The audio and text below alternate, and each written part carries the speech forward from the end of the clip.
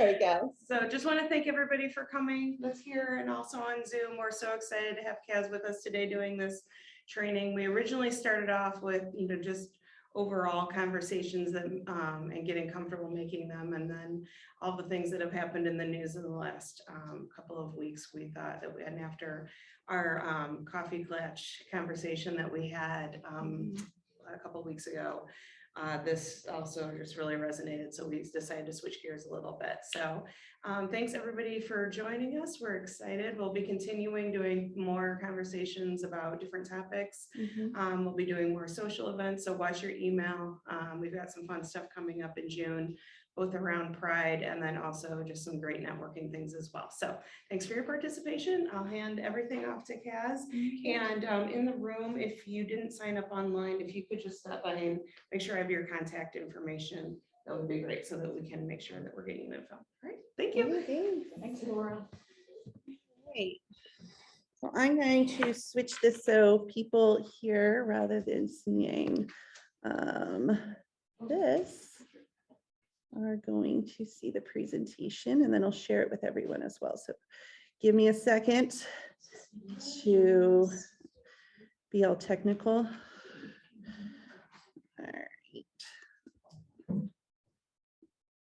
This is a brand new library and it's phenomenal. Yes. So South Bend really ponied up a lot of money and dove it into this public space, and it's phenomenal. So there's this, we're in the learning center part of the library, and they have all these great rooms with great, facility, like, public facilities like this. So, all right, how's that look? Okay, and then I'm going to come over here and I'm going to share screen, and hopefully this will work for y'all as well. And I'm trying to hide you from everyone because I want to be able to hit that little. All right. So welcome everyone. Thank you for coming to the kitchen cabinets along with, so I'm with Building Bridges for America, and that's going to be the part where we teach you about how to talk with people that you know. But we're going to start off with, no, we are going to start off because I can hit advance. We're going to start off with the question that you probably that you hear all the time. I want to help, what can I do? So if you're an organizer, you have people asking you that all the time. If you're not an organizer, if you're just a sentient human being right now with feelings and a heart, yes, you're probably saying, what can I do? Wanting to know what you can do.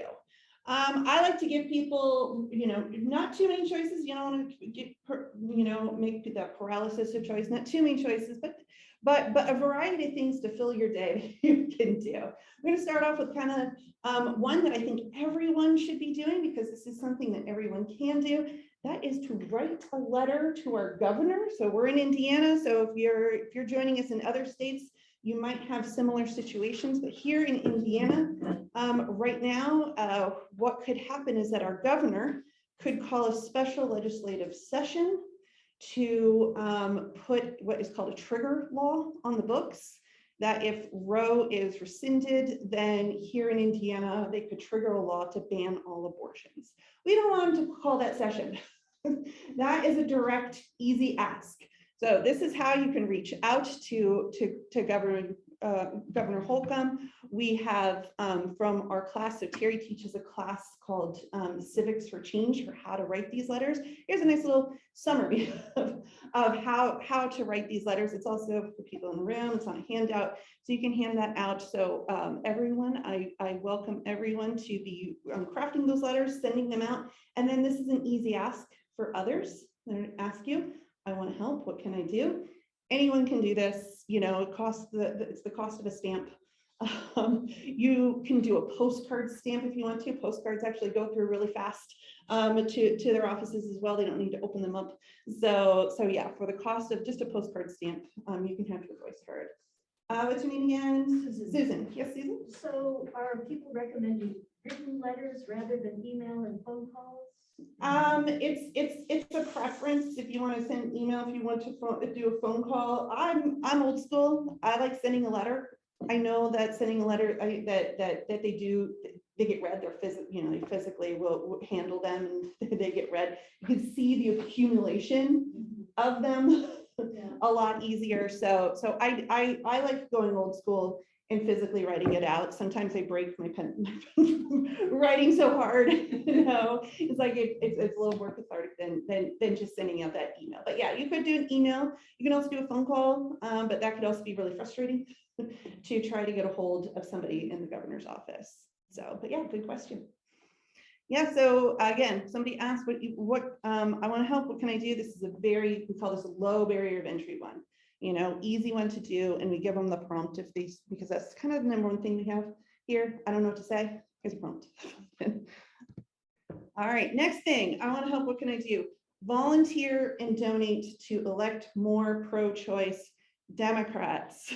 So we're here in Indiana, so I'm going to roll through some of the candidates that right here in South Bend that we can be supporting and throwing our support behind. For those online that are joining us from other states, I am sure that you have people on your list, and Cheryl was great to give us a suggestion of looking up Emily's list to find candidates in your state that are pro-choice and are in what are considered to be winnable races. So we want to make sure that we win those. So volunteer and donate. So we got a couple going through here. I might call in some people to fill in some of these blanks. All right, so for Destiny Wells, she is running for Secretary of State here in Indiana. So if you're joining us from anywhere in the Indiana, she will be on your ballot in November. So you, Mary, we're with Destiny's campaign. Do you want to talk about how people can sign up and volunteer? If you just go to her website, you will find opportunities to donate, to support. And I will say what's so important about this race, it's the top of the ticket, a woman sitting at the top of the ticket. Not only is that really super important, but the fact that she's there to protect the vote, because none of this matters if our vote does not get counted. So we need to be looking across the states, and we need not say this state is too red. If this is an opportunity for us to really show up as Democrats and vote for a Democratic candidate, because it is winnable by the numbers. It is so winnable if we get people to turn out.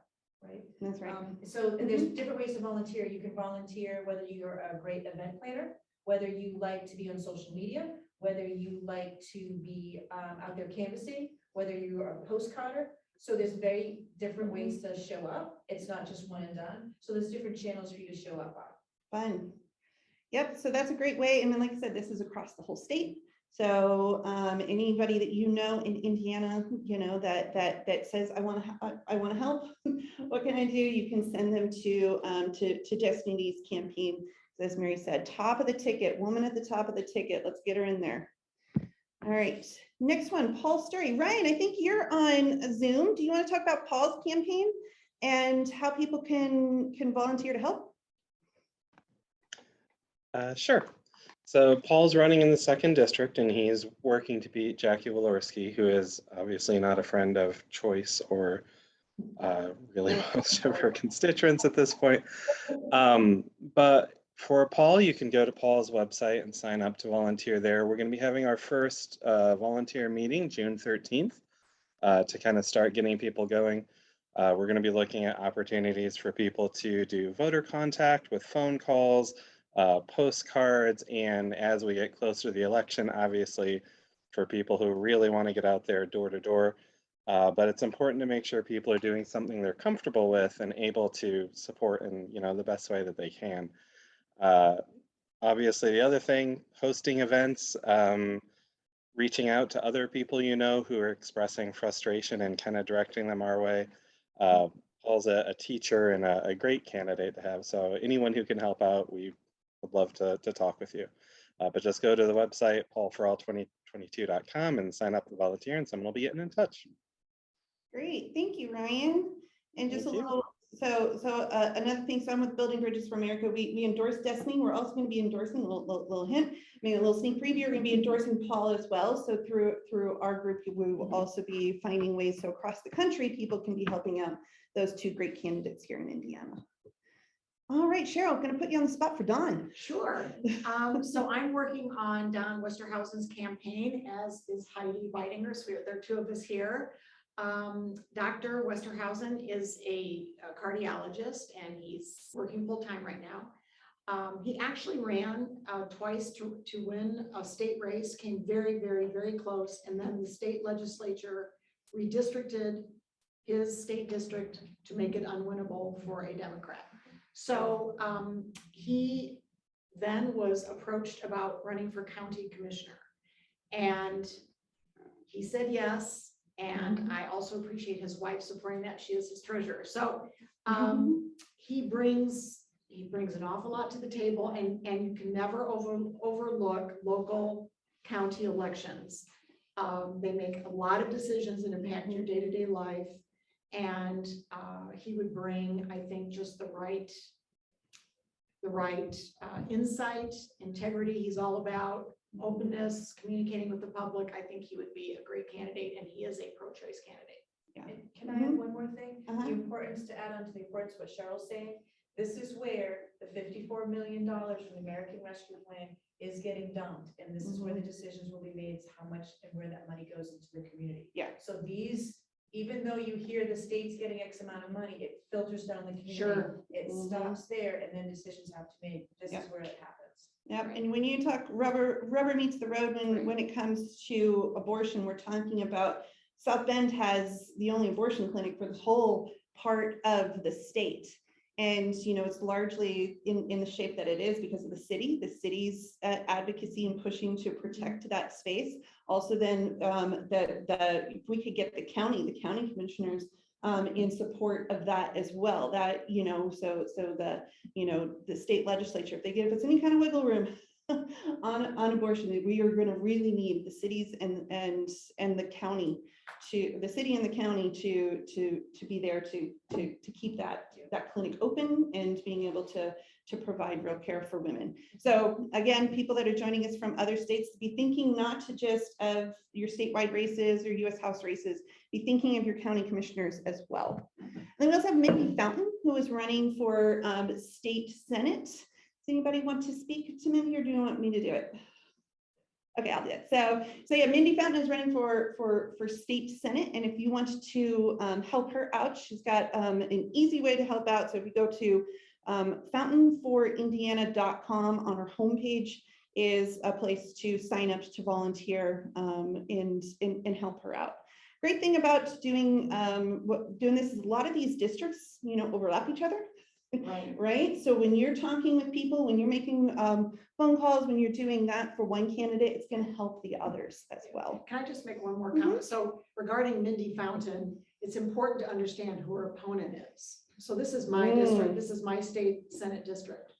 Her opponent, Linda Rogers, very anti-choice, but also this is a woman who authored the bill to end wetlands protection. Yes. Because it benefited her development company. She's all into her. She owns a golf course. She is incredibly corrupt. Mindy Fountain is coming into this with integrity and would not engage in conflict of interest decisions about legislation. And I will add, this district is winnable. This is a district that has been redrawn. She has different parameters on it. And when you look at it on the bare bones, and you look at the numbers, you say, oh, it's in this Elkhart, it's down in Bristol, it's so red. It's not. The problem is people aren't being engaged and showing up to vote. You can say that about a lot of places. Yes. That it's not, it's just like, I often say Indiana, if you look at the numbers, we're not a red state, we're a gerrymandered state. Yes. So if you look at the numbers, it should be, it should be winnable, whatever campaign wins, but they draw it so it's not competitive. But even within those, I say if it's 60-40, a good candidate can flip that. 60-40 is, and it's best candidate wins. So don't think of it as, you know, that it's impossible. It's just like, no, 60-40, you can win. Go ahead, Heidi. I was just gonna say on Don Westerhausen's campaign, echo the same thing. You look at the numbers, Oh, yeah. totally winnable. Mhm. But we need volunteers to get on the phones and make that voter contact. That's really, I Mhm. mean, I feel like that's the common denominator Yep. for every single one of these candidates Yeah. we're talking about. Exactly. And to get people to say yes to phone banking is what we're going to cover today, how to be comfortable having those conversations, right? That's so that is what we're going to go through today, with the intent at the end, getting people, one, more confident in talking to people that we know, but then also to be making those phone calls for other people. Kaz, I think Ryan had something he wanted to add here. Oh, go ahead, Ryan. Yeah, I was just going to say one thing about both Mindy and Paul. Paul was a teacher for environmental sciences, and Mindy's really focused on environmental issues as well, with Indiana having such issues with water, like some of the most polluted water in the country, bad air, etc.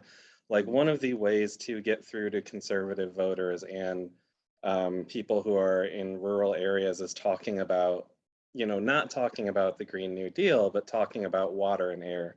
So there's a lot of good people up here who are, I think, kind of perfectly slated for getting through to people and showing that we are not red necessarily. We are just, as you said, gerrymandered. So, yeah. Yep, that's great. That's a great point. And you'll see later on when we're talking about, you know, how to talk about those core values, things we have in common. Water, clean water, that'll break through to anybody.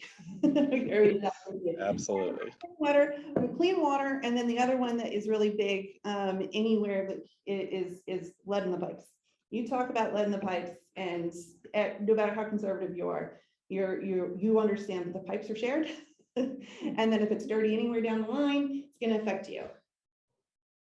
All right. So anybody else, any other things about locally organizing that you would like to share before we dive in to our presentation on talking about abortion rights? All right, let's dive in. All right.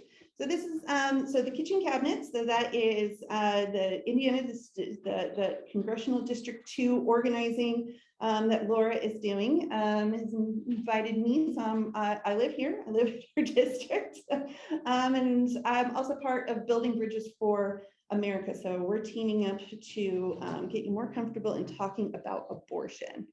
So first of all, right off the bat, I want you to know that you have permission to go out and talk about your abortion rights. Whatever you now know about abortion and abortion rights is enough. You don't need to learn anything else. You don't need to read up on anything else. What you know now, whatever is driving you to feel that you have these rights and you want to protect them, that's enough. You are enough right now. And your job then is to take that passion that you have and to go out and to organize the people you know to take action with you. We have an army, they're just sitting on the sidelines. So go get that army and activate them. All right, so today what we're going to do, first, we're going to really feel that state of abortion rights, not just know it, you're going to feel it. You're going to know exactly, be able to articulate exactly where we stand. Second, you're going to start to organize the people that you know. If you're already an organizer, great. If you are new to this, or if you're talking to other people that are coming on board, and you know, I want to help, what can I do? Start organizing the people that you know. We'll go through how to do that.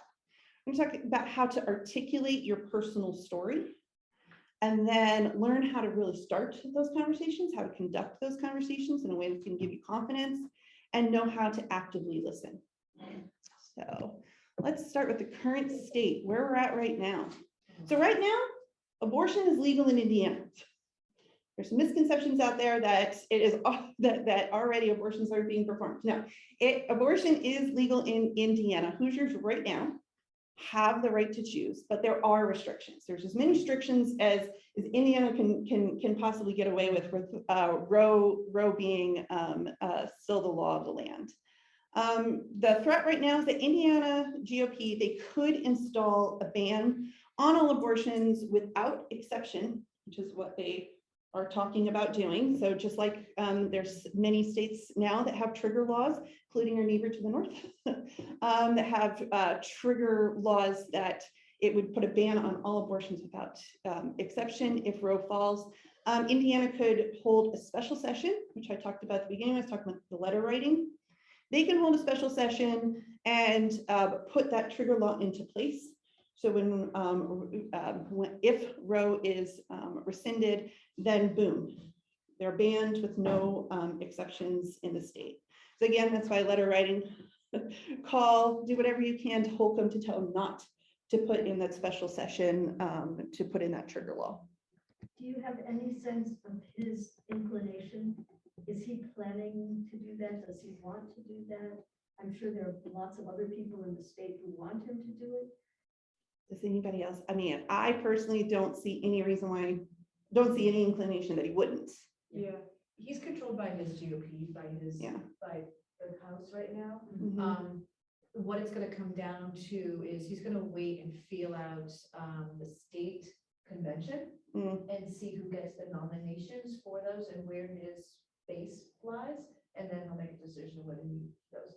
That's the conversation on the ground, only because he'll get a better sense of where his support is for his next political opportunity. Yeah. So it's nothing to do with us, it has where his support is for his next political opportunity. Yes. Yeah. And we do not know when the Supreme Court will make a decision on Roe, on that current case that would reverse Roe, but rumor is it'll be towards the end of June. So he's got a little bit of time to call that, but then that means we have time to send him letters right now telling him not to do it. I always say, don't let their silence you, right? Just because he's not going to, respond or whatever, that doesn't mean we're silenced, right? It's just like, no, just continue to write, continue to make your noise. Kaz, we had a couple of comments in the chat, some important observations here.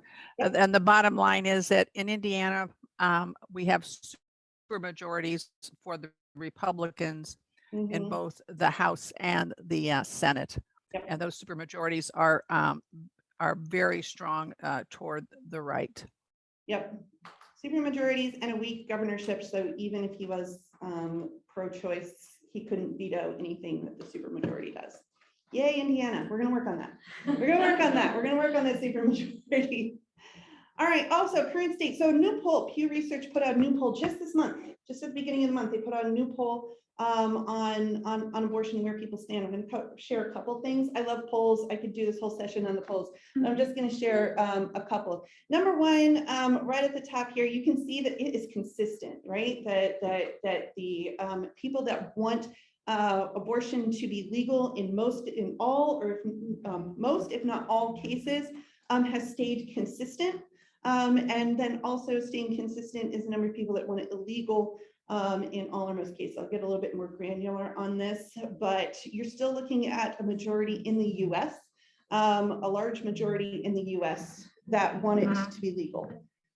A little bit more granular here is looking to see, this is the number of people that want it to be either legal with no exceptions there at the top, or the stage of pregnancy should matter. So yes, it should be legal, but the stage of pregnancy should play a factor in whether or not it is allowed if there's an exception. And then down there at the bottom, it's just like they're saying that it shouldn't matter at all. Or down very bottom, that bottom 8%, that is the illegal no exceptions. That down there at the bottom is what the Indiana GOP wants to do. 8%.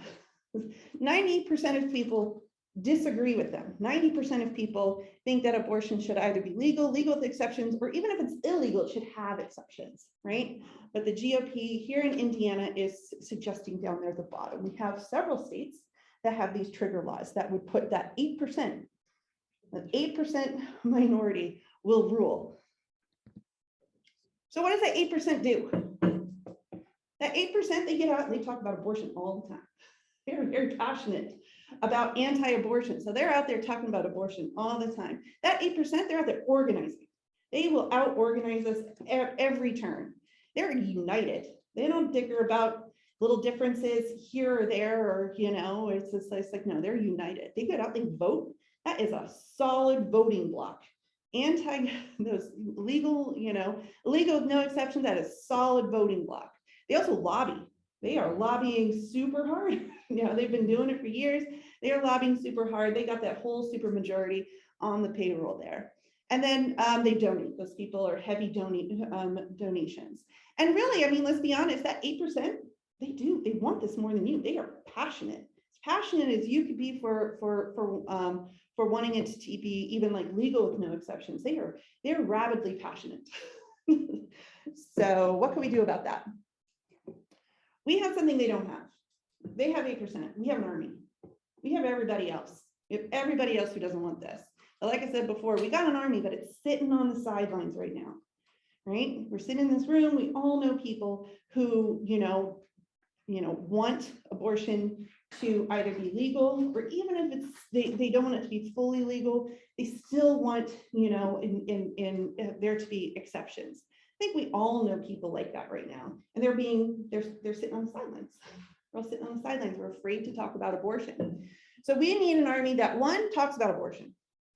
We need to be open, get that stigma out of there, and to be able to speak about abortion. We need to be organized. That's what we're doing here today. We're organizing. We need more of this. We need more people in these rooms. We need more groups getting together and organizing. We need to be united behind this. Pro-choice needs to be united behind this. And then if push comes to shove and we're looking at them trying to push that no exceptions, we need to unite with people who may not be pro-choice, but at least we could get, where could we get some exceptions? Can we get that drawn in?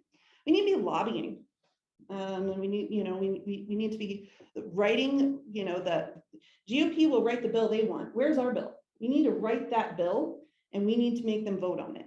And then donating, of course, donate to candidates, donate to Emily's list, donate to places like that. And if we do all that, then we are going to overpower those 8%. Might not happen in time for June, but we're going to fight back no matter what happens, right? All right, so what is then that political power? That 8% has a political power. Ooh, they have political power. So what is political power?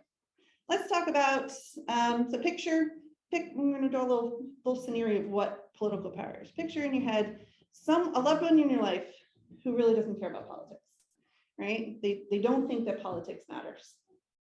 That person, they don't have political power. They've ceded it. They've given up their political power. They think they don't have any, and therefore they don't act on it. You, by not engaging that person, you're not acting on your political power. That person has political power that you can empower them to have, and then that would help you out, in our democracy. But you're ceding your political powers as well by not engaging that person who doesn't care. So now instead, imagine that you are able to talk to that person who doesn't care about politics, but you're able to talk to them in a way that they actually understand, they get it. Let's let a light bulb go on. And now they actually want to help out. Now they're engaged. Now they want to help out. Now they want to volunteer and they're going along with you. That is political power, right? That's doubling the political power. You got the power, you got the help from them, and then that person, they are able to, speak their mind and get out there and take action. So that's what we're going to talk about today, is that engaging people to make those lights come on in their eyes and get them to understand and join with you. All right, kind of unusual question here at the top. Name the last adult person you spoke with today in their relationship with you. So just say their name out loud and their name to you, or in chat, just say the name and the relationship to you. My husband, Mark, my neighbor. I was my second to last person. Yes, I know. So Terry mentioned husband, Hmm? Yes. husband again, like-minded friend Like my friend, that's good. from Susan, Let's see, to be honest, coworker.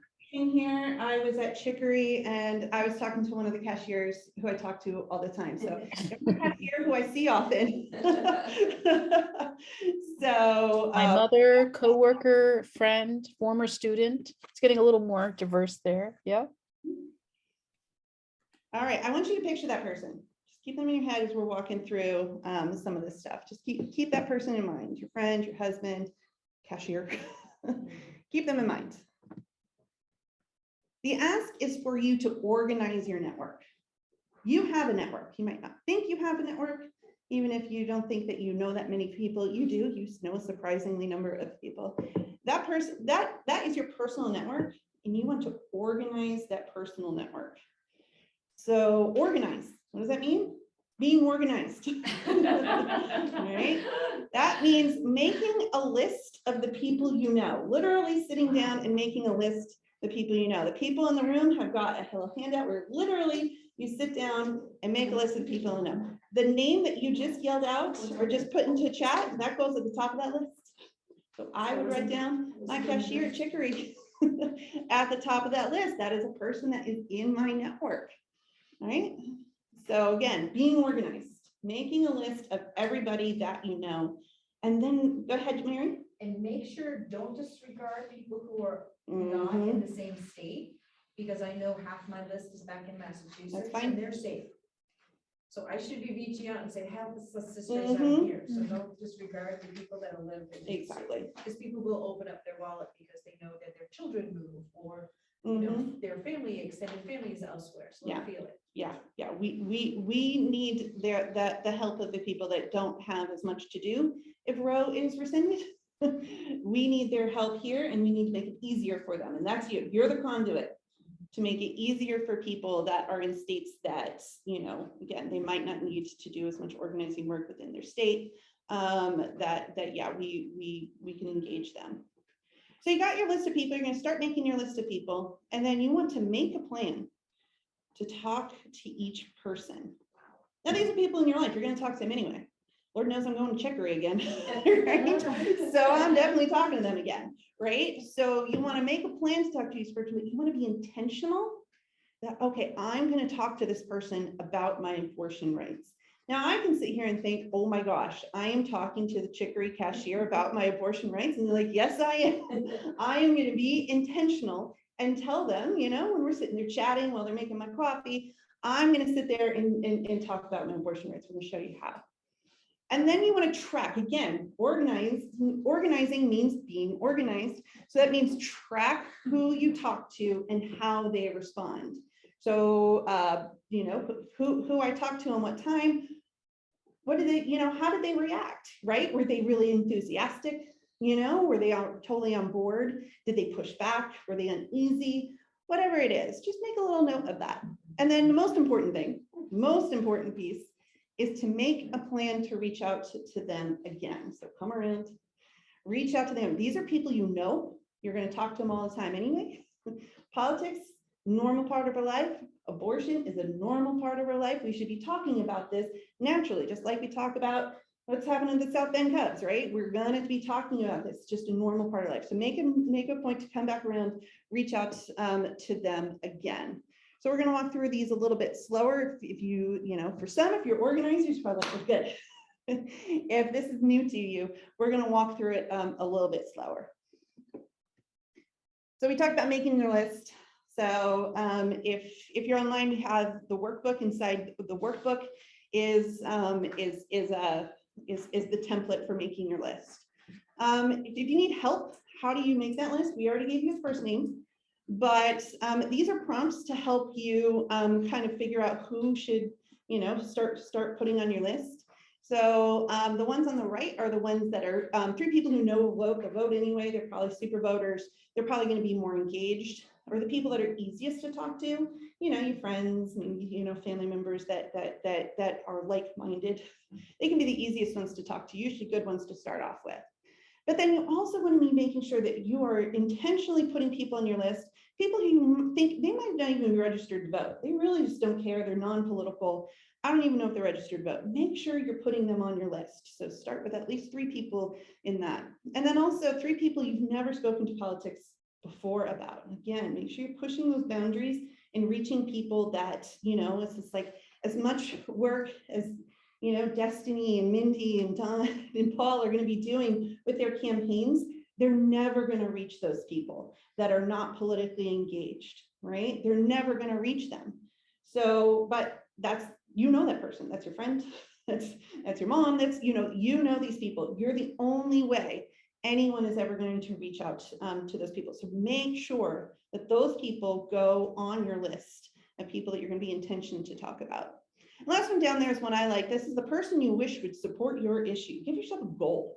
It's like, oh my gosh, if I can get that person on board, then we're really going somewhere. So, hello, welcome. Hi. I just mentioned your name. Yeah. You magically appear. People online, this is Mindy Fountain. She is running for state senate.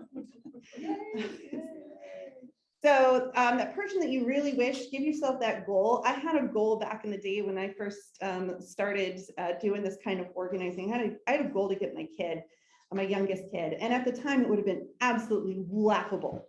I mean, it was so laughable that my kid would ever be on board, that I could ever talk politics with them and they were full on anarchists. Oh, yeah. They went down a rabbit hole. They were completely down in conspiracy land. And I'm like, wow, if I can get this kid, we're going places. Well, I got that kid. It took a very long time, but I got that kid. So put your goal on there. Put your long-term goal on there. All right, so this works one conversation at a time. That is how we make progress, is one conversation at a time. I wish I can sit here and tell you what hashtag to use that's going to save the world. I wish I could, but no, it is slow go work. One small conversation, bringing something up in conversation at a time. And this is particularly important for us to be doing and to be speaking about abortion, because abortion is just like politics, and you put together abortion rights, which is abortion and politics. You put together those two, both have stigmas. Both have stigmas, and in that silence around that stigma of abortion and the stigma of politics, those extremes take control. So definitely the case here in Indiana for both for politics, and currently as much abortion restrictions they can put it on, that extreme has put them in, but yeah, it could get a lot worse. So in our silence, that extreme takes control because of those stigmas. So we need to break those. We need to break those stigmas, and we need to today make that intention that I am going to start to talking about my abortion rights to people that I know. First tip, just a couple tips before we get into the whole thing. Tip is use words that feel natural to you. So don't, it's like you might hear the latest buzzword, oh, I'm pro-decision. If you've never said that in your life, don't start now. So say pro-choice, whatever, if that's comfortable for you. Say the word abortion, get comfortable. I think Cheryl and I were talking at the very beginning. It's just this, like, if you're not used to saying that word aloud, there's a hurdle there you need to get over. Just practice just saying it, over and over. Start with your friend groups. I know I can talk to Cheryl. Cheryl's super like-minded, so I know I can go to Cheryl and we can talk, about our abortion rights. Let's get over that hump of, build up that habit of being able to say abortion and talk about our abortion rights. Go ahead, Mary. And the other thing is know your audience, because some audiences in terms of heavily religious, but some things that are working and breaking through is when you start with the phrase someone you love, your daughter, your niece, your cousins, might be a situation. And the other thing they found, the campaign that won in Ireland, very heavily Catholic and religious area, was care, compassion, and change together. We care about our sisters, we care about our aunts and nieces and whatnot, and being compassionate and giving them the choice. They kept these words out of there, and they just focused on that human element. That's excellent. So it's different for everybody. Sorry, Sarah? There's a podcast called Words to Win By. Yes. Really, really important for anyone to listen to. It has an episode on the events in Ireland. It's about basically successful progressive campaigns around the world and how they frame their language. It's excellent. And it's one of the best things you can listen to in terms of framing your message. It's not just about being positive. It's all kinds of ways of framing what you do. And I still feel like I'm trying to rock it myself, but just not say enough about it. incredibly. That's excellent. Terry or Jenny, if you can find a link to Words to Live By, the podcast Words to Live By, if you want to link that for our online friends. I'll text it to Jenny right now. Okay, cool. And yeah, talking about framing, that is, that's what we're going to be going through today. How to, when you articulate your story, how to be thinking in terms of framing. Not necessarily, a lot of times here Democrats talk about messaging. It's like, no, it's about narrative and framing, right? Let's claim that narrative and framing. So that's what we're going to go through today. But yeah, for the words, just so this is just a tip, is to use those words that are already feel natural to you, or if a word like abortion or any of these don't feel natural to you, get used to saying them. Get used to saying them aloud. And then also just keep in mind we're going to want you to get personal as you are willing to get. Not everybody's able to be that vulnerable and open up, but if the as open and as vulnerable as you can get is going to be helpful. All right, so talking about abortion, it's complex. It is daunting because every single word on here, this is scary.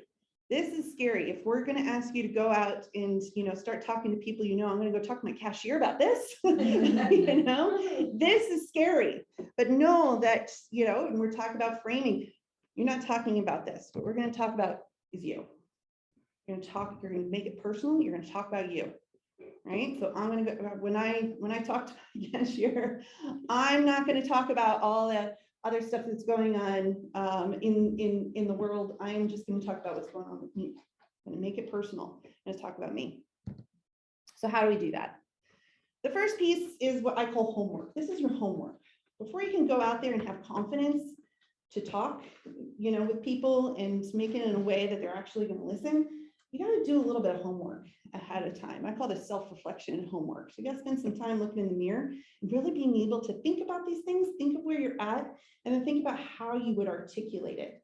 Again, back to framing, how you would articulate it. So step one is that we're going to go through about your core values. How can you frame things in using your core values?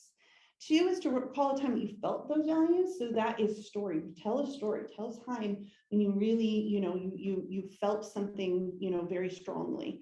And then step 3 and 4, this is the go time stuff. So 3 is taking that personal story, those feelings that you have, and applying them to a campaign that's out there. So you want to say, you want to talk about how you feel, you want to say what is important to you, and you want to say, well, that's why I'm helping out Mindy Fountain's campaign, right? Because I know that Mindy is going to, Mindy agrees with me and she's going to fight for me in the state house, right? Or state senate. So, and then the 4th one is to invite people to come along with you, right? No matter who you're talking to, even if they don't seem receptive at all, you make that ask for them to take action alongside you. People are much more willing to take action if they're directly asked by someone. Well, that's you. You're the one doing the direct ask. The first time you ask them, they might not want to do it. They might not even hear you second, third time, but after that 4th, they might start to say, all right, I might do that. So we're going to walk through these a little bit slower. First of all, what are our values? You might hear that a lot. You might hear people talk about, speak to your values. Well, what are our values? Well, values are the things you value. They are what are important to you. What are things that are very important to you? But what's important to you is there's issues. Issues can be very important to you. And I hope that a woman's right to decide about her healthcare is something that is important to you. But that's an issue. That's not what we're going to talk about here. Policy could be maintain the right to abortion care, right? That's something that I hope is really important to you, but that's not a value. Your values are what's in your gut. It's driving you underneath. So what it makes me believe that maintaining a right to abortion care is so important is because I believe that freedom is important. Freedom is super important to me. Maybe liberty, compassion. You're talking about compassion is important to you. So you want to be talking about those values down there, because what you want to be doing. So this is a whole list of a whole bunch of values. There's a zillion of them out there. But if you can talk from the gut, not talk policy. Democrats love to talk policy. Don't just talk about issues. If you can talk from the gut, what you're going to do is you're going to get people to heads nodding along in agreement. You want to start that conversation out when you first speak. You want to get them nodding their head in agreement. And if you say any of these is important to me, compassion is important to me. Walk into any room and say compassion is important to me, they're gonna nod their head, they're gonna agree with you, right? You can say love is important to me. You can say happiness is important to me. Any of these that if you start, that's your opening, you open with that, no matter who you're talking to, they're gonna hear you, they're gonna understand. You walked in there and said, abortion being legal, with no exceptions is important to me. There's gonna be some people that that are not gonna continue to listen to you. But if you start off getting that head to nod along by saying, like I said, that any of these, wellness is important to me. Yeah, everyone agrees with that. So again, to get those heads to nod along, if you need a prompt, this doesn't come naturally to you, this is a good prompt this is for like practice. So you need to practice how to say this, how to get those conversations, or what you're going to say when you're in that conversation. First, you start off with test how you're feeling. You say, I feel angry. Again, you get people nodding their head along. Oh, I feel angry. Because freedom is important to me. Oh yeah, you're going to get people nod their head along. And then you're going to tell a personal story. So in this case, I would say, when I was a teenager, I could feel like it was today. Me sitting on the corner of my bed in my college dorm room, sitting on the corner of my bed, the most, important moment of my life. And I had the freedom to make a choice in that moment. So I had a decision to make, but it was my decision. I had the freedom to make that choice. Now, fast forward, I'm old now.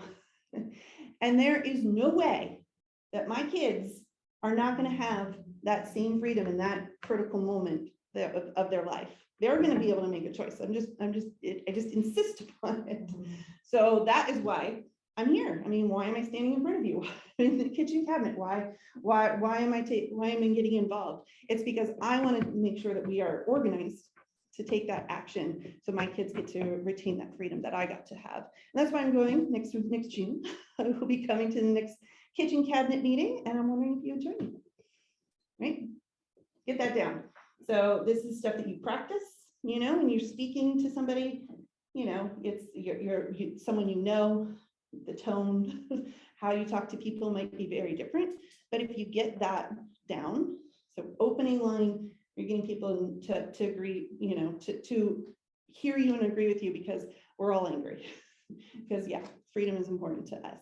Tell that personal story. I talked about abortion without talking about abortion, right? And I think it's pretty, even if it wasn't super obvious that I was talking about abortion, I didn't have to say the word abortion, but I told a story, a personal story of where it was at. And then next is then inviting people if they want, telling them what you're doing. You feel this way, you're doing something about it. What are you doing? And then inviting to the next thing. So that's kind of the prompt. If you need some help, like I said, or you're talking with people, like trying to encourage them to how to talk about politics without necessarily talking about politics, this is a good prompt. I'll also say for people that are going to go knock on doors or phone bank. So if you're going to volunteer to do that as well, this works great. So I knocked on doors all over the place using these exact same this exact same cadence where talking from those values and then telling a personal story and then inviting them to take an action. All right, any questions on this before we move along?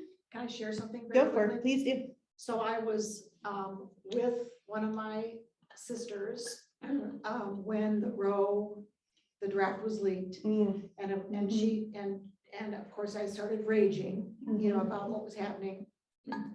And in that whole conversation, she shared her abortion experience, and I shared mine, and I had no idea. Neither of us had any idea. Wow. And this had happened probably a year and a half ago with another one of my siblings, another one of my sisters. And I had shared some work I did with at the Whole Women's Health Clinic, and we maybe had some wine anyway. But she shared her abortion. I mean, it was amazing. So yes, there are people we love who've had abortions, and how the stigma here I'm very close to my brothers and sisters. No idea. Yeah. So Mhm. it was a very, and it was kind of an amazing moment in both cases. So Yeah. you just kind of never know what the sharing of kind of your personal feelings will unleash. Yeah, well, yeah, just tell that personal story, right? This is like, you didn't take a political stance there, right? You weren't Right. talking theoretically. You were telling a personal story, Mhm. right? And that's gonna cut through, you know? Right. So I think people even in this room, when they hear that, they're like, "Oh," you know, you feel that, right? Right. Much more so than if you were just talking about it in theory, as so many, we for so long have talked about abortion in theory, you know? It's like, no, let's talk about it in story. Yeah. Mm. Yeah. All right. So this is, again, if you're not comfortable with how that conversation might go, particularly if you're talking to, you know, to someone that maybe you haven't talked about abortion to before, which is probably most people in your life, or you're not quite sure how they are going to react. This is just to give you, again, that confidence, kind of visualize in your head how it might go, because a lot of times we go into those conversations and we think the worst, right? You're like, when you're thinking about having that conversation, you immediately go to what is the most awful thing that can come out of that person's mouth, you know? And it's just like, no, let's put a different scenario in your head while you're practicing this. So just visualize. So you named somebody, you know, you called out the name of somebody. So imagine that you're talking to that person again, and you're with them and you're talking to them like you normally do, just like you do, you know, whenever you speak to that person. But this time is different, because this time you committed to be intentional, and you are going to bring up abortion rights. And I know it can be really scary, that okay, but I said I would bring it up. So, but you don't have to bring it up directly, right? So you be the one to change that subject. And then you can just ask him, you know, is there something concerning you right now? Maybe they don't have to talk about abortion, just get them talking about something in the political realm, because then you can change, when it's your turn to share, you can talk about abortion. So you don't need to bring it up directly. Just get into that kind of political realm of, is there something going on right now that's concerning you? Because just talking about politics in general, you know, just getting them to open up about something like that is important.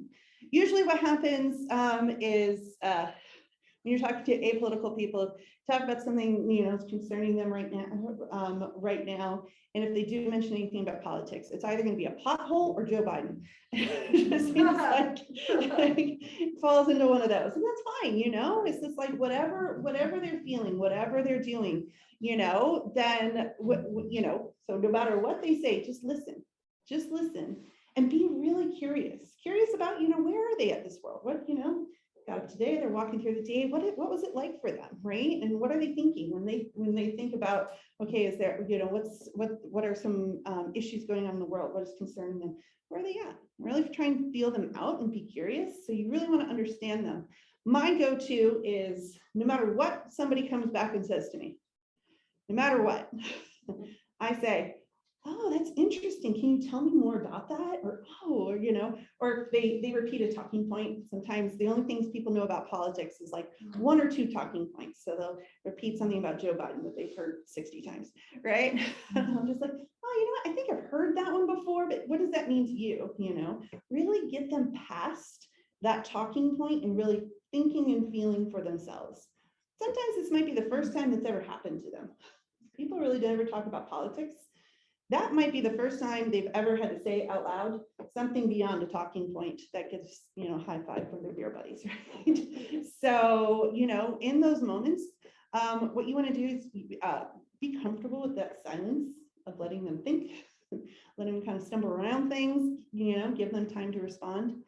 And when you feel like they've opened up, that they said something, they shared something, you kind of get an understanding of where they're coming from. That's when you pull your homework out. Now you got your lines ready to go, where you're ready to say, you know, well, I feel angry because freedom is important to me, right? You bring those lines out and you're ready to go. You share that personal story with them, and, you know, see where that goes. Do they respond? You know, where do you give it a beat for them to respond? And then, because these are people you know, you want to then change the subject again back to something you guys have in common. So change that subject again to something else that you have in common to establish those bonds, that relationship that you have with that person, you know, so this, you know, that sharing that you did, you know, it's just natural, it's just normal. And, you know, they're going to take that, you call it planting seed, right? That seed, you know, they'll think about that, you know, in their own time. And that's why it's important when I said that, you know, on that list of things to do, you're going to be intentional, you're going to go out to talk to people, but you're going to follow up, you're going to make a plan to talk to them again, right? You're going to kind of make a note, how did they respond, and then come to talk to them again, because you changed that subject. You left it out there, you know, you just touched on it, come back around, touch on that again. If you're phone banking, by the way, just leave off the last piece and then change the subject, share where you're at, and then invite them to take some action with you. But everything else is actually pretty much the same, whether or not you're talking to someone you know or some stranger at the door. All right, so you have different ways to start the conversations, just some suggestions. Love to hear more. But Cheryl, I think I knocked the first one. I was listening to the news about overturning Roe versus Wade. Does that worry you? Right? This is something that was going on. I was listening to the news, and then turn it on to ask them what's going on. So don't start talking, don't start sharing, ask them, right? You're listening, you're in listening mode. Or you can say, hey, you know, I went to this class, you know, about talking about abortion rights. Do you have thoughts on that? Right? So you're not talking yet. You're going right to just you're giving them the mic. So when you're talking about, you know, giving people political power, part of it is listening to them. You want to be heard, right? So just like when you're knocking on a door of a voter, you want them to feel like they got heard, right? Same with your friends, same with your family. You want them to feel like they're being heard.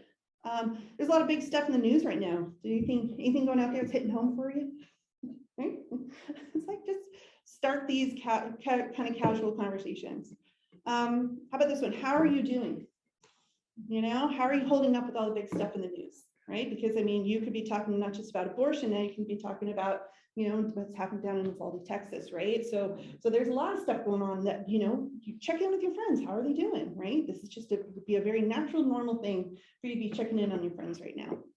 And then just in general, what kind of things are concerning you right now? So again, questions. When you go into that conversation, yes, you have your story in your back pocket. You don't lead with that. You don't open with that. You open with a question. You open with thinking, with asking questions and understanding where they're from, and then you follow it up with your story. And something to keep in mind is when you're talking about politics in this way, it's a very different way to talk about politics. We're used to talking about politics. Most people who aren't very political think of politics in terms of debate. Yes. They might know a presidential debate. They might know pundits yelling at each other on TV. That's what they think of as politics, is one of those two things. So when they think of politics, they're expecting a debate. So if you start talking about politics, they're going to gird themselves because I don't want to debate. You know, this isn't a debate, right? It's also not a discussion. A discussion would be you know, saying your side, they saying their side. You know, that's a discussion, which is a healthy thing to do. But in this case, we're talking about a dialogue, which is being open. So you want to be open to whatever that person says. You're not going to correct them, you know, no matter what they say. The hard thing is if somebody says some misinformation to me, the hard thing is not to correct them. Don't correct them yet.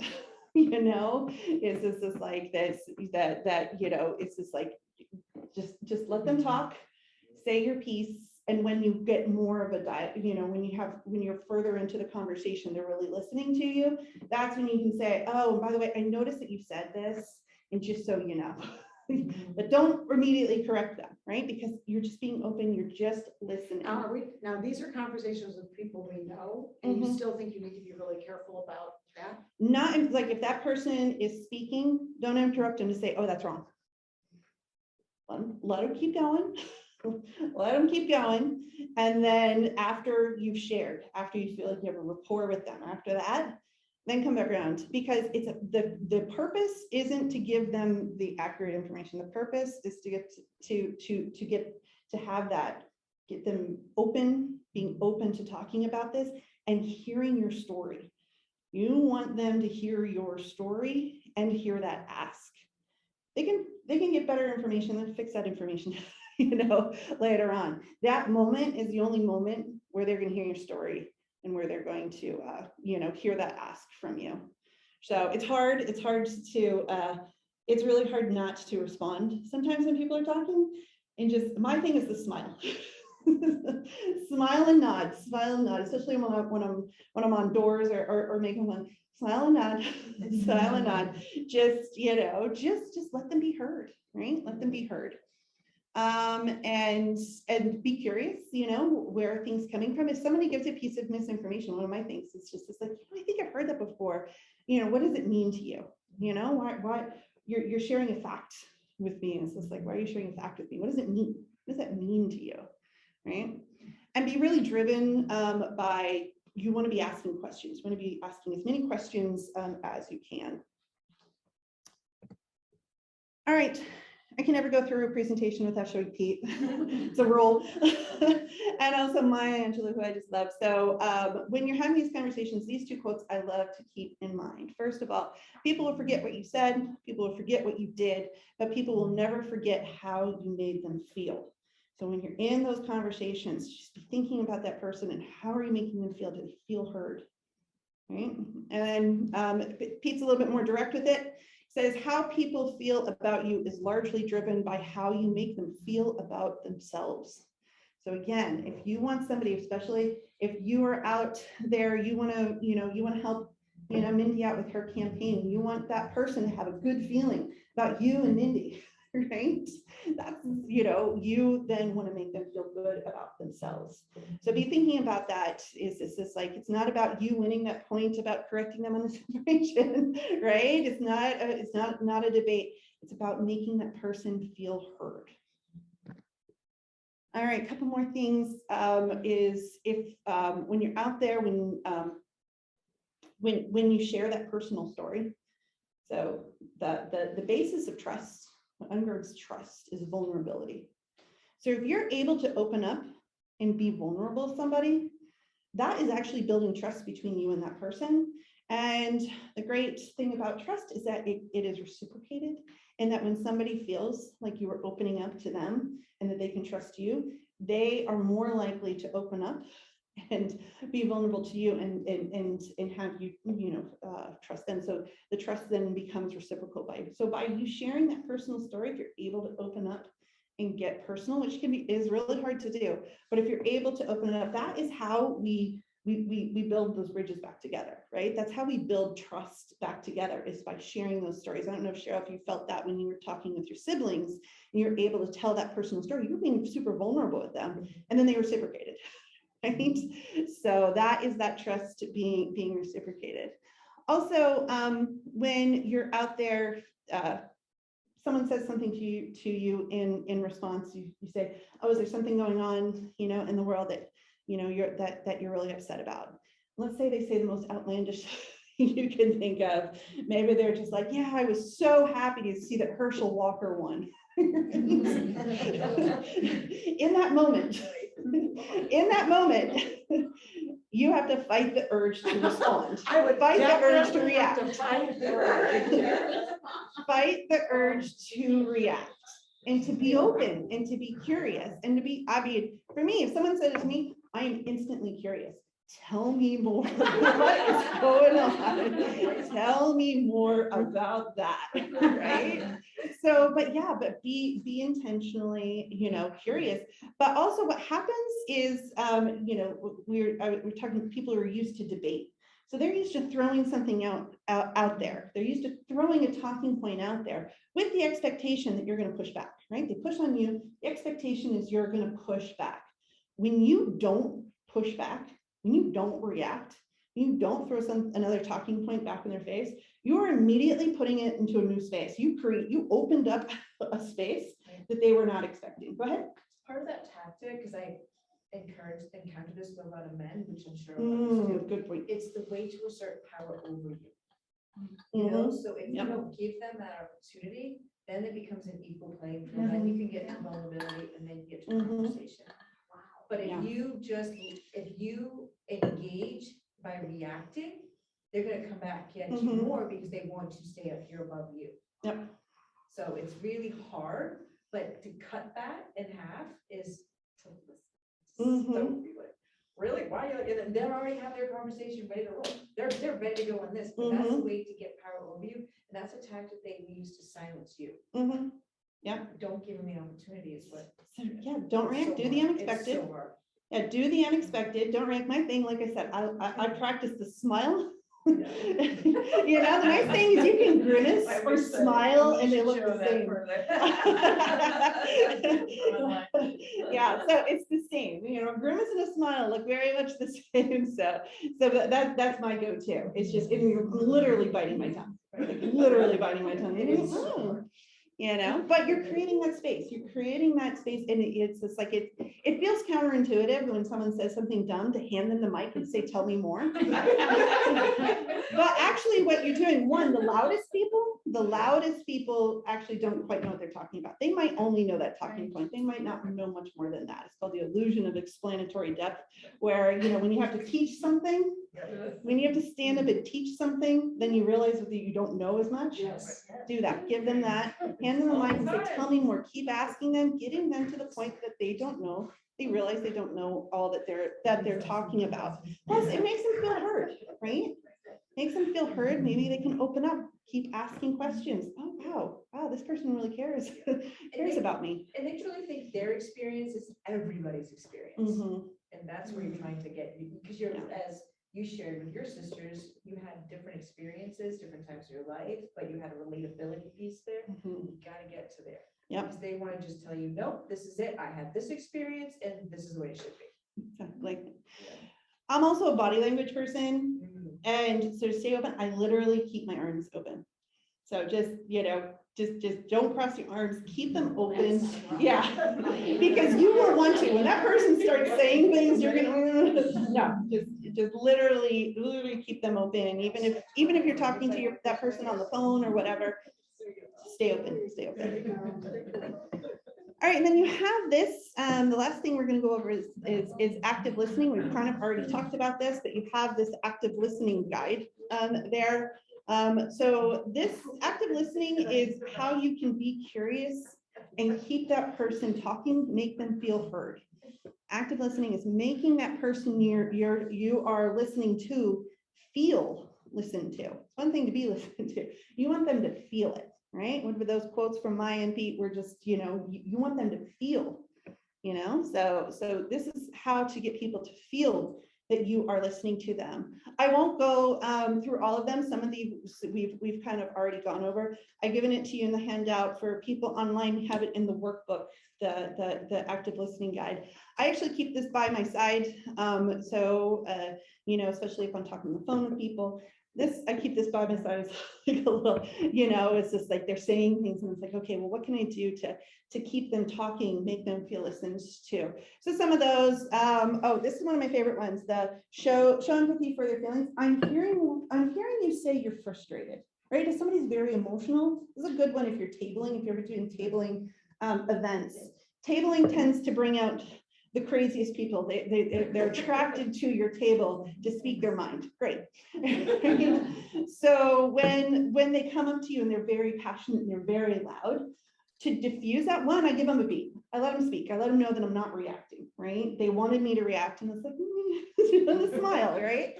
So I give them a beat, but then I interrupt them by saying, you know, it's like, wow, you are so passionate about this subject. It's like, I can feel your passion. That diffuses it because they don't need to keep showing me their passion. I'm like, I see it. Wow.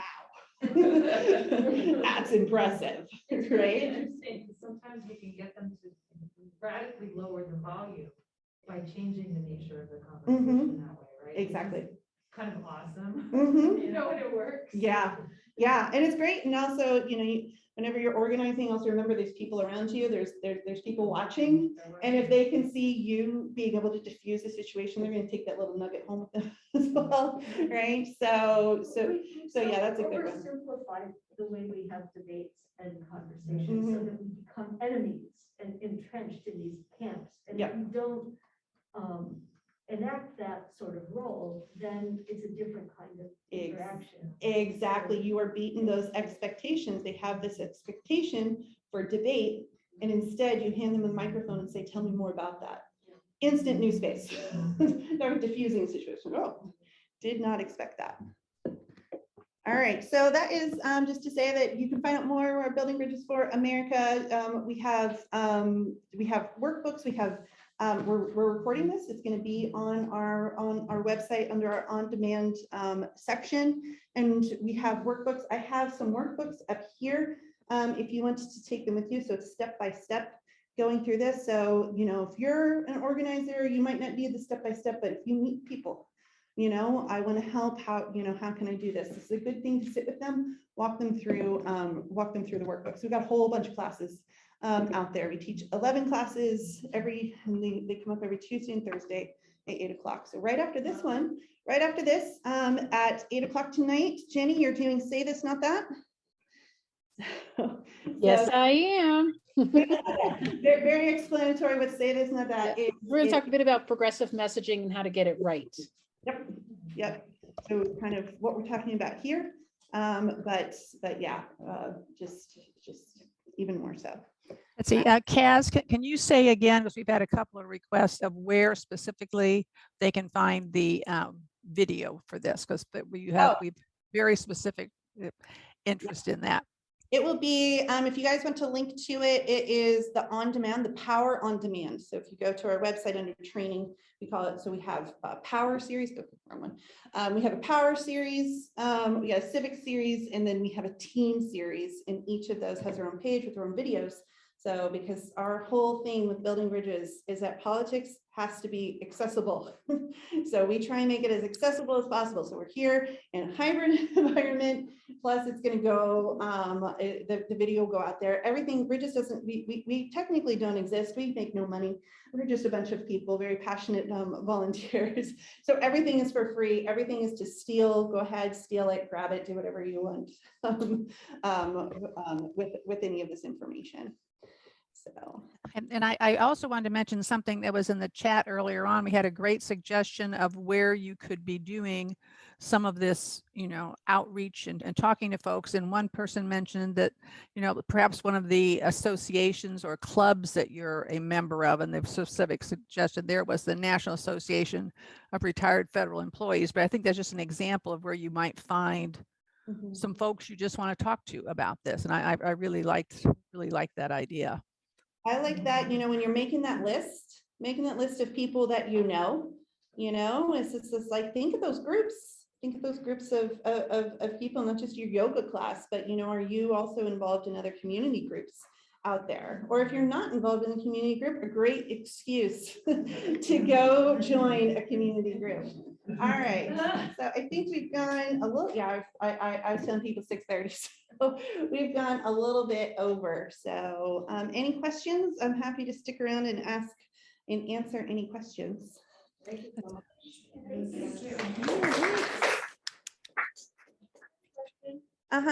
Mindy, what's your elevator pitch? Let's go. Yeah. Well, actually, speaking of abortion, I was just talking to somebody this afternoon with whom I had never talked about abortion, and it just kind of came up. But my whole platform was going to be like, economy, education, environment. Right. And now we've got, guns, abortion, and like all these other things are just blowing up. I hate to use that metaphor, or that word with the shooting, but so I think it's evolving, right? Because you can't just not react to what's happening. But I think it's also very powerful to have a message that you feel comfortable talking about. Yeah. That's positive, and it's about the world that we want to live in, and the world for our children. But then also be really prepared with a powerful Buttigieg-like punchy answer to the crap that people have. Yeah. Our messaging class right after this, that's more we get into. I think I could call it Buttigieg. I think, can we call it that now, Jenny? What's that again? Yeah, that, because yeah, they, you know, they're speaking your story, but when you got somebody, you know, and when they're primed and ready, you can. So one thing I didn't mention here is, you know, it's like, this conversation to get people to feel listened to, right? Get them on board, get them then to hear your story, kind of understand where you're coming from. That's that first piece, because that listening, getting them to be able to listen to you and understand you, that's the first piece to persuasion. So we are going to walk our way towards having persuasive conversations with people to get them, you know, to try and move them over to voting pro-choice and stuff like that. We're gonna work there. But this is the groundwork. This is the stuff that we need to do that nobody else can do. Nobody else can go to those people and get them to listen and understand and feel heard. That's on you. Then those persuasive pieces, that's, you know, Mindy's going to stand up and give a fantastic stem speech, and she's going to do the persuasion piece, right? And when we're doing get out the vote time, right? That's when persuasion really comes in. But right now we got to do that groundwork of just, it can take a long time. Like I said, my kid was my goal person, took years. It took years. A campaign doesn't have years, you know, to talk to my kid and get them to vote for Democratic, right? But I did, right?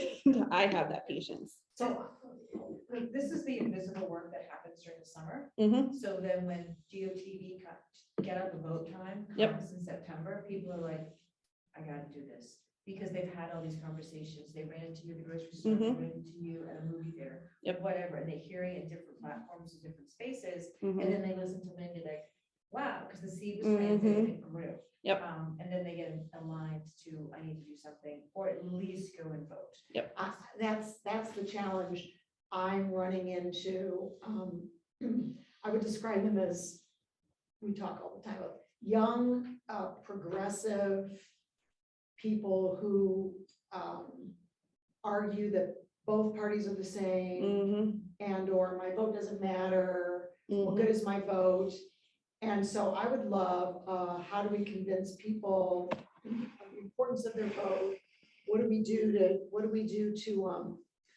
to show them why Mhm. the voting for my candidate is what you want to do? I mean, so I feel like there even just has to be a conversation about voting in general.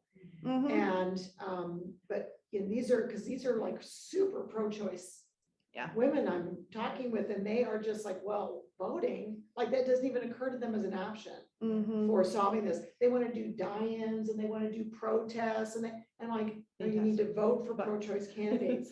But see, Mhm. that's me just arguing. Isn't, but I say, you know, the Democratic Party is the party of and, right? If someone's saying they want to do die-ins, fantastic. Oh, that's fantastic. You know, ask them about it. Tell me more about that. That is fantastic. And, right? You also want them doing the and piece. It's not debate, right? It's just, Yes, yeah. that's what I'm saying. I've got to learn how to see, I've got to learn how to talk about this is what I'm saying. Mhm. Yeah. Well, And the other it's thing getting is- out of yeah. debate mode and getting into just, Dialogue. yeah.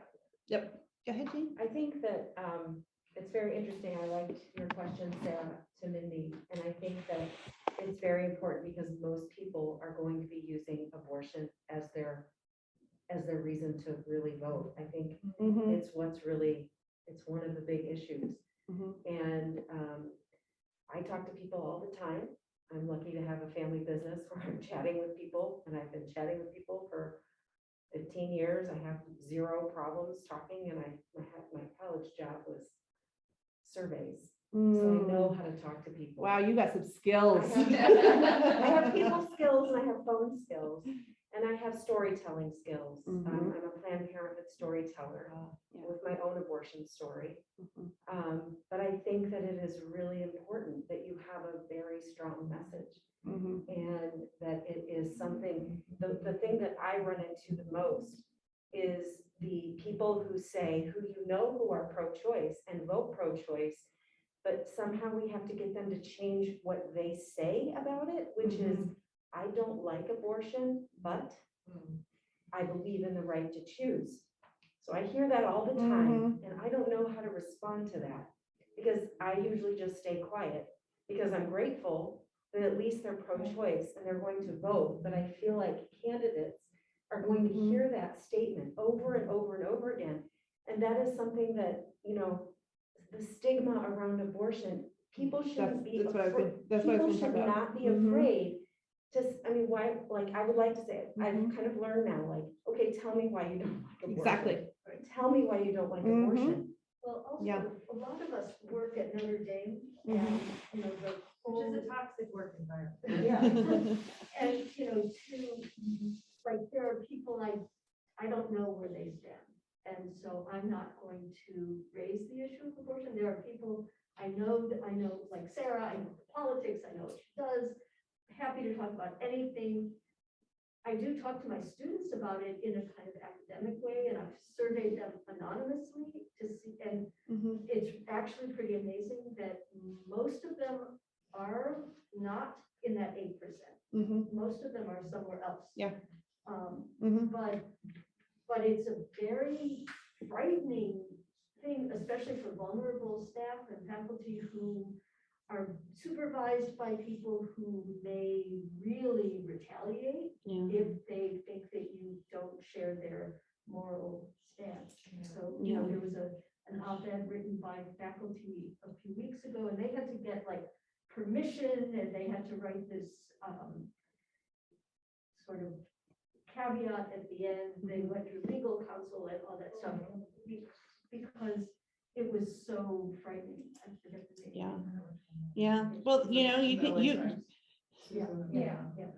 yeah. Oh, My right, little that one, example, right, that's right. my little example that I showed about how to talk about abortion, I didn't mention abortion at all. Right. Right? I talked about sitting on the corner of a bed with a decision to make, and I had the freedom to make the decision. I didn't say what decision I made. Right? I boiled that down. That is as boiled down as, as talking about abortion gets. I mean, that is like, no matter who I'm talking to, I can say that story that about, it says like, I'm angry because freedom is important to me. And can remember being a teenager, sitting on the corner of my bed.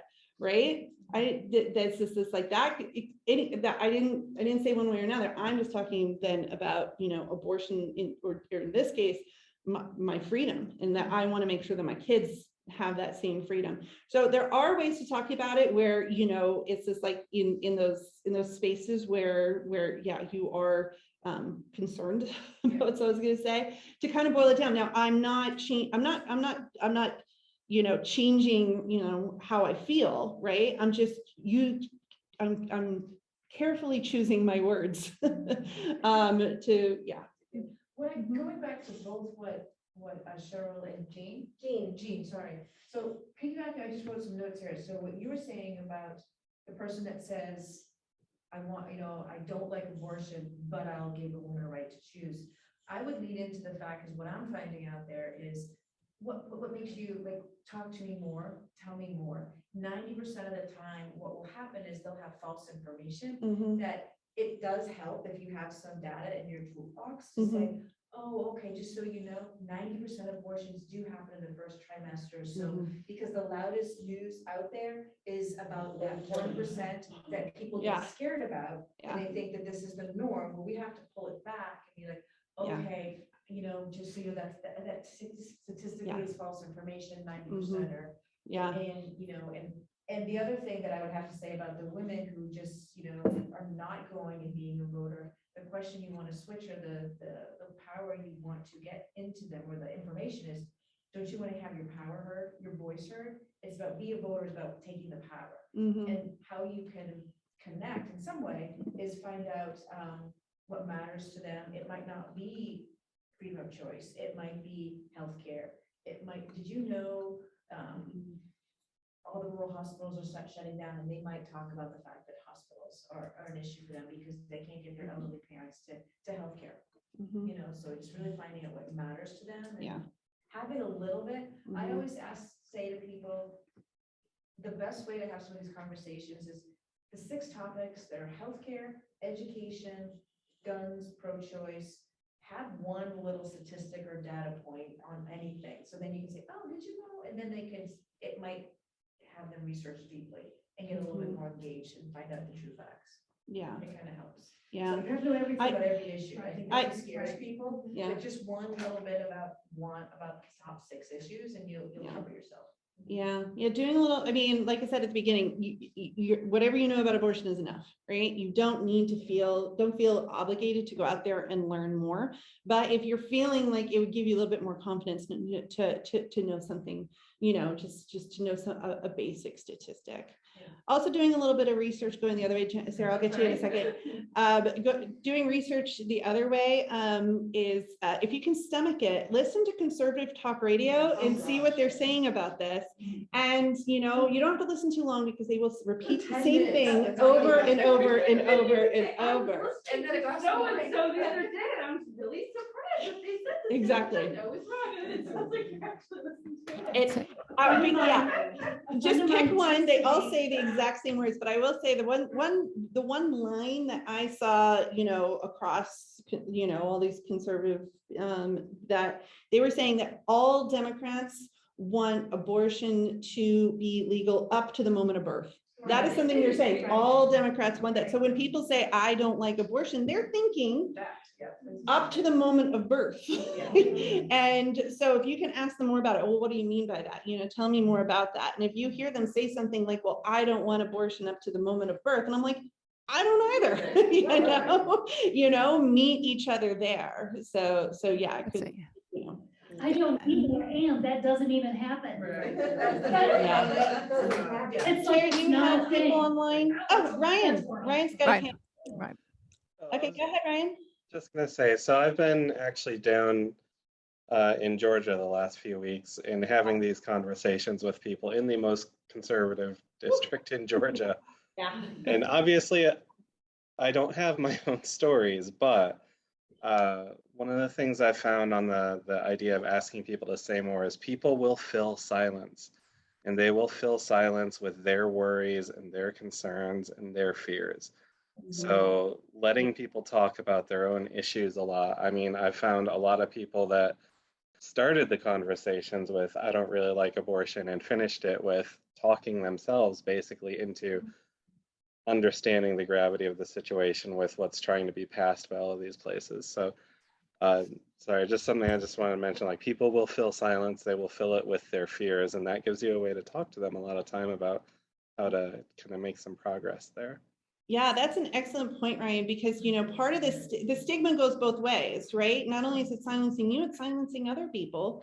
And they might, just like you need to get used to talking about abortion, they probably think about people who probably never talked about it before, right? Very taboo, so they don't know how. Notre Dame actually has a pro-choice group. Yes. Like an under the radar kind of, but not that under the radar pro-choice group. And But actually, I recommend looking at that. So I mentioned that the Pew Research poll. So I just Google Pew Research abortion because it just came out. So it'll be at the top of every Google. And it's actually a poll on religion. So it's about abortion, but it's through their religion. And it was really fascinating looking to see the views on abortion by religion, because Catholics do not deviate from all the other statistics. Being Catholic does not change, you from anybody else. It is white evangelicals, which is where you were, Ryan. I'm sorry. Ryan was in white evangelical land, where that 8% is coming from. But even amongst white evangelicals, you're just talking about a majority of them, wanting abortion be illegal. But even within a white evangelicals, you are seeing people that want abortion to be legal. Yeah, even down here, if I was doing voter contact with a woman, like that would usually be one of the first things that came up, and they would, like I said, fill the silence. And I don't know how.